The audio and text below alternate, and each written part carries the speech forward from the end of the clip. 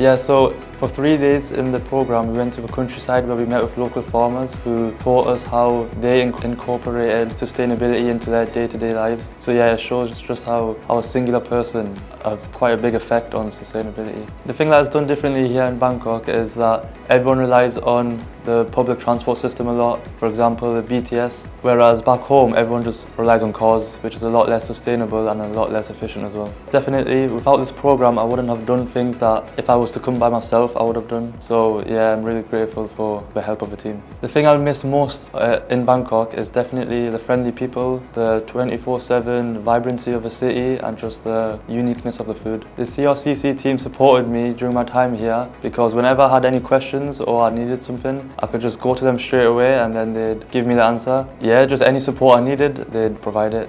Overall, my time in Bangkok was amazing and I wish I could start it all over again. If I was to sum up my Bangkok experience in a few words, I'd say it was extremely cultural and genuinely a life-changing experience, and I've learnt to adapt to heat. So I think the thing that surprised me most about Thai culture is how everyone's really trying to do their best for the environment, whether that's starting to teach people about ways to recycle or increasing cycling instead of taking the car. There's loads of different things. The advice that I'd give to future participants would probably be ask loads of questions and don't be afraid to try new things. I think the thing that made the biggest impact on me from this program would probably be reducing my use of plastic bags.